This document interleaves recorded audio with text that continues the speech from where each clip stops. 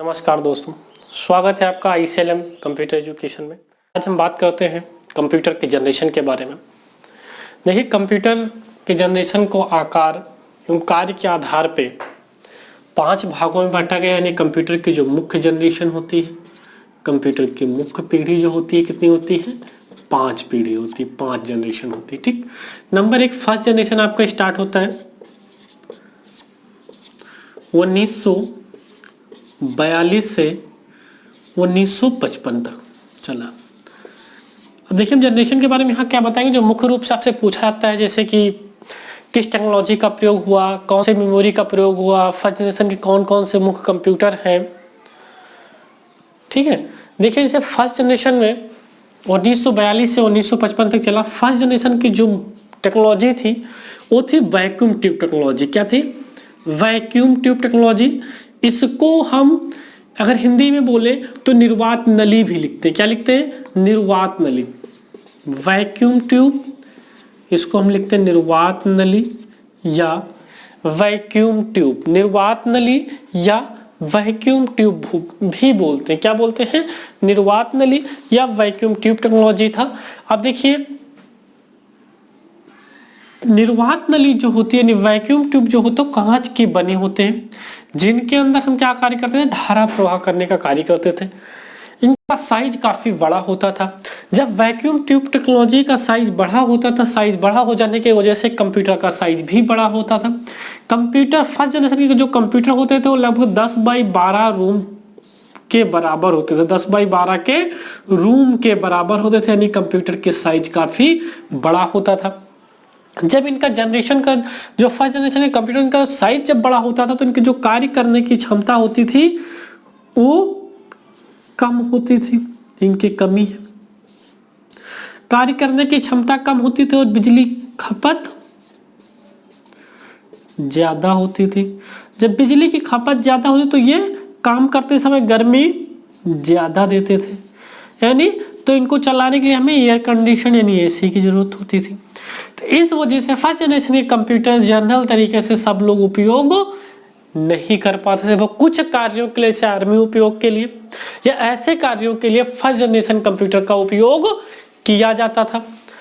अब देखिए, first generation के मुख्य कंप्यूटर कौन कौन से हैं? फर्स्ट जनरेशन के जो आपके मुख्य कंप्यूटर हैं वो आपके हैं यूनिबैक,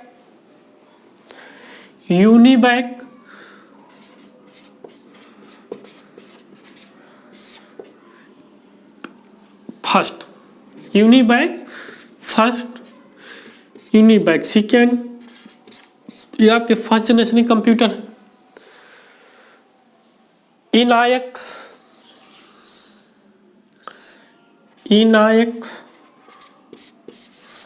मार्क 1, ये आपके कौन से कंप्यूटर है?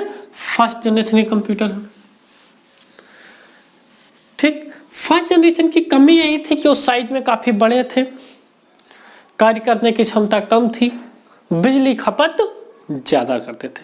अब बात करते हैं सेकेंड जनरेशन। सेकेंड जनरेशन आपका चला 1955 से 1964 ईस्वी तक। इसमें ट्रांजिस्टर टेक्नोलॉजी का प्रयोग किया गया। किस टेक्नोलॉजी का? ट्रांजिस्टर टेक्नोलॉजी का प्रयोग किया गया। ट्रांजिस्टर टेक्नोलॉजी का प्रयोग किया गया, फिर भी ये साइज में काफी बड़े थे। साथ में वैक्यूम ट्यूब का भी प्रयोग किया था। इनकी भी कार्य करने की क्षमता इस समय की कंप्यूटर की तुलना में कम था और काम करते समय अधिक गर्मी देते थे। लेकिन फर्स्ट जनरेशन की तुलना में इनका साइज छोटा हो गया था और बड़े व्यवसायों में प्रयोग इनका किया जाने लगा था, नहीं बड़ी फैक्ट्रियों में इनका प्रयोग किया जाने लगा था। सेकेंड जनरेशन के जो आपके मुख्य कंप्यूटर हैं वो है आपके IBM 1401, CDS साइबर, ये आपके सेकेंड जनरेशन के कंप्यूटर हैं। और हनीवेल 1404, ये सारे सेकेंड जनरेशन के कंप्यूटर हैं। फिर बात करते हैं थर्ड जनरेशन। अब देखिए थर्ड जनरेशन 1975 से स्टार्ट होता है। थर्ड जनरेशन जो आपका है वो 1965 से 1975 तक चलता है। अब देखिए 1965 से जो थर्ड जनरेशन था, थर्ड जनरेशन को हम लोग कंप्यूटर का स्वर्णिम युग मानते हैं। क्यों? कि उस समय की तुलना से कंप्यूटर में काफी विकास होना शुरू हो गया था। काफी हद तक कंप्यूटर साइज में छोटे होने लगे थे, कार्य करने की क्षमता इनमें बढ़ने लगी थी। फर्स्ट जनरेशन के जो कंप्यूटर थे उसमें प्रयोग किया गया था आईसी का। आईसी चिप के प्रयोग किए जाने की वजह से इनका साइज छोटा हुआ। आईसी का प्रयोग करने की वजह से तार का प्रयोग करना कम हुआ, तारों का प्रयोग नहीं किया जाने लगा। जैसे देखते हैं इस समय की पहले मोबाइल आप देखते थे, खोलते थे तो उसमें तार होते थे, टॉके होते थे, लेकिन अब जब मोबाइल आप खोलते तो इंटीग्रेटेड सर्किट होती है और उस पर चिप होती है, आईसी होती है, तब ना कोई तार होता है ना कोई टाका होता है। यानी तार और टाके की कमी हुई तो इनका साइज छोटा हुआ। साइज छोटा हुआ,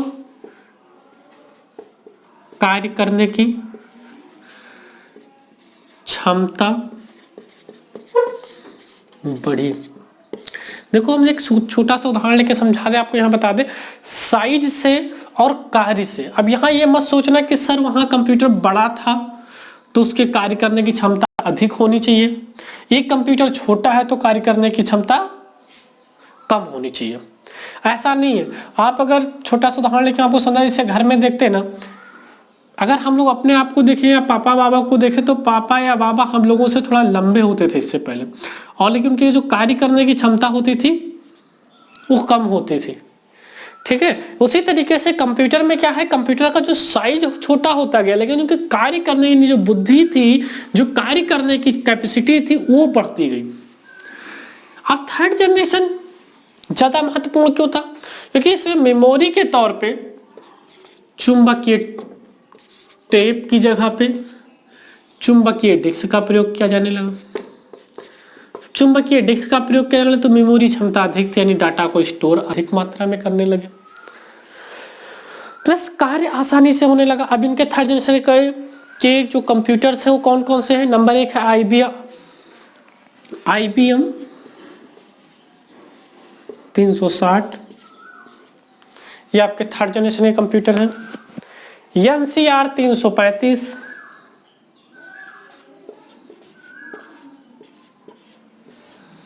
और B6500 ये आपके थर्ड जनरेशन के कंप्यूटर हैं, जिनको थर्ड जनरेशन के कंप्यूटर में उपयोग किया गया था।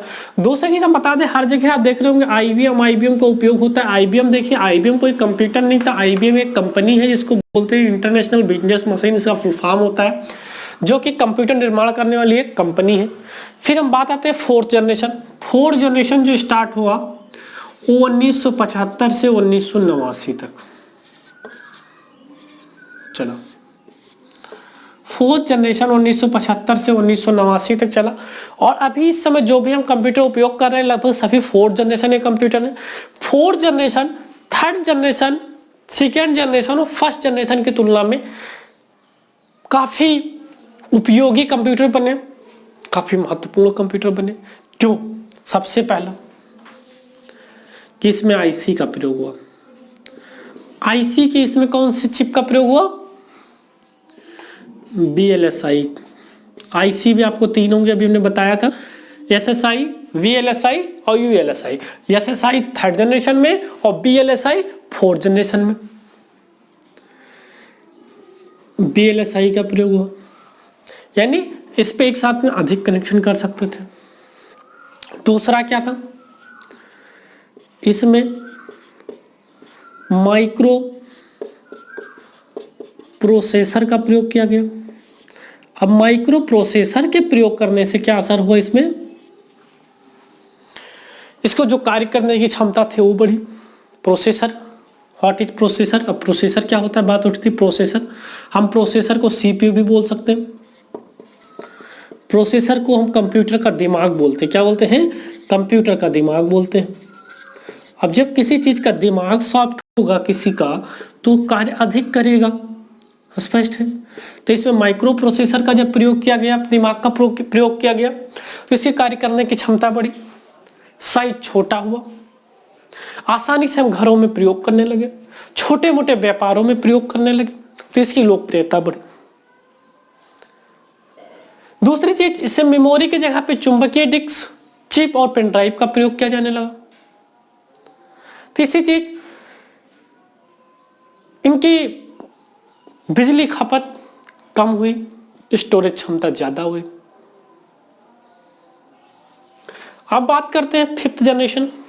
फिफ्थ जनरेशन जो है वो 1989 से अब तक के जो भी खोज हो रहे हो फिफ्थ जनरेशन के अंतर्गत आते हैं। 1989 से अब तक के जो खोज हो रहे हैं वो आपके किस में आते हैं? फिफ्थ जनरेशन में आते हैं। फिफ्थ जनरेशन में विशेषता क्या है? देखिए, फिफ्थ जनरेशन के जो कंप्यूटर हैं उसमें आर्टिफिशियल दिमाग डाला जा रहा है। क्या डाला जा रहा है?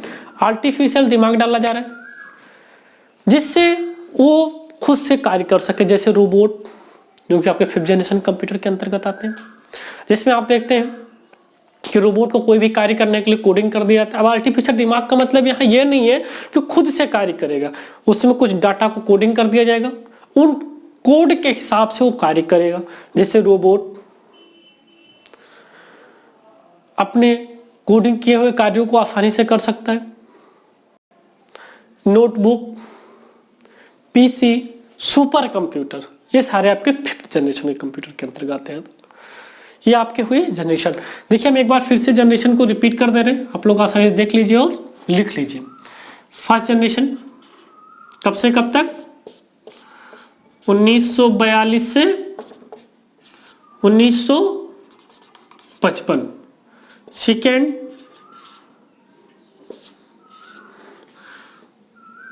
1955 से 1964। थर्ड 64 से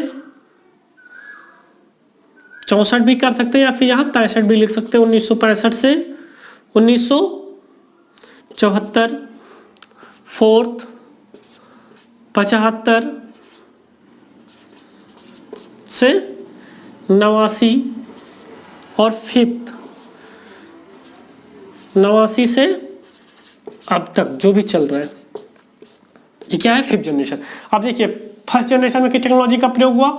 वैक्यूम ट्यूब टेक्नोलॉजी का, मेमोरी, चुंबकीय dream, language, machinery language. Second generation किसका प्रयोग हुआ?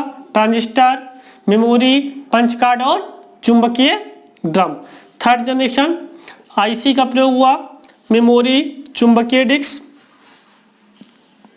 Fourth generation microprocessor, IC में कौन सा हुआ? यहाँ पे एसएसआई और इसमें वीएलएसआई। और चुंबकीय डिस्क और मशीन में high level language. Fifth generation में कौन सी आईसी का? यूएलएसआई, मेमोरी, चिप और चुंबकीय disk, language, high level language का प्रयोग किया गया। ये आपका हुआ जनरेशन।